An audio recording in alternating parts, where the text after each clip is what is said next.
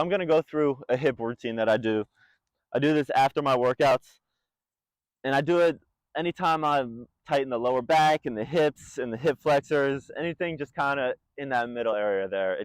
This is a stretching routine that kind of goes through different positions, so it tries to hit different areas all around that midsection where your torso meets your leg. I start like this. I bring my foot over my other leg, right behind my knee. The more you bring it in, the better stretch you're going to get. But if you're tight to start with, it might be hard, so just kind of find your zone. You're going to look over the shoulder of that leg that's up and hook your elbow behind your knee. From here, you're just going to look in that direction, and as I'm doing this, I'm feeling a stretch in my lower back. It's important to stay seated upright. If you kind of lean back, you miss out on the stretch. So you want to try to keep this upright spine, start upright, and then try to maintain that as much as possible. You'll see I do lean back a little bit, but I'm trying to minimize that lean. You hold this for 15 seconds. Once it's been 15 seconds, I like to come and turn to the inside. So now I'm turning towards my left, my right leg is over, and I'm hooking my right elbow behind my right knee. And just looking the other way. Same thing, keeping that upright posture. I'm not leaning back, missing out on the stretch back there. Maintaining this for 15 seconds. Once my 15 seconds there have come, I'm going to take my knee and pull it into my chest while maintaining, once again, that upright posture. Probably noticing a theme there. All right, I hold this for 15 seconds.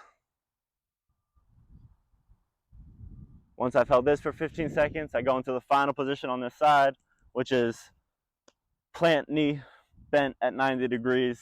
From here, I start leaning back, but just like every other stretch, I work into as much of an upright posture. For me, and for most of you guys, this will be the most difficult position to maintain that upright posture, but the trick is just to get as close as you can and use your arms posted behind you to kind of push into that upright position. Hold that for 15 seconds, and then run through the same thing on the other side. If you're going with me side for side, right leg is planted, left leg is over. If it's tight, try to pull it in up as much as you can along your leg while keeping that heel tight to the ground. First, looking over the left shoulder, elbow behind the left knee, right elbow behind the left knee. Lean into this stretch here. Once again, maintaining that upright position. I like to pull this plant knee, or the plant foot in towards my knee. And if I do it properly, I do feel a stretch kind of right next to my tailbone, which is an area that gets tight for me just from some of my personal movement imbalances. So anyways, I'm kind of pushing my heel out as far as I can, the hip out of the socket, but I am also pulling the top of my toes down towards my knee. So hold that for 15 seconds, then come to the inside, looking over the other shoulder, 15 seconds over here. Still pulling that knee in. It's another little detail to think about on this side. Maintaining the upright position for 15 seconds. And then coming to hug the knee. I do lift my heel off the ground for this one to get it up closer to my chest.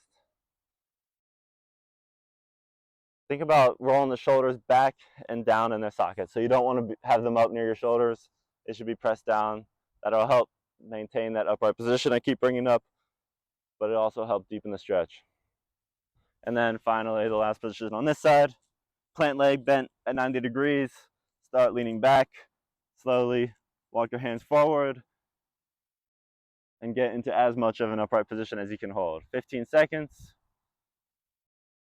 As you go through the stretch, as you go through the 15 seconds, you might feel an opportunity to gain just a little fraction of an inch here and there as your leg loosens up and deepens into the stretch.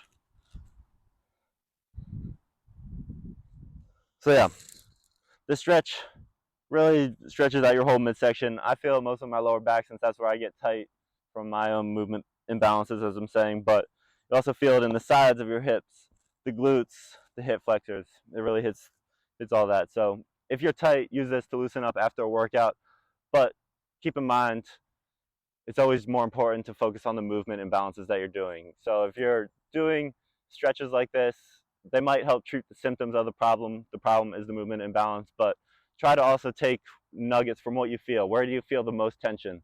And then when you're going through your routine, whether it's running, lifting, yoga, whatever you do for fun, try to think about where are you building up that tension that you're having to release in these exercises, these stretches afterwards, and focus on the movement patterns. And that's really what's going to alleviate the pain long term, is addressing the movement patterns, not the symptoms of the tension afterwards. So that's my take, to get a little philosophical there. But yeah, the stretching routine is great for everything in the hips.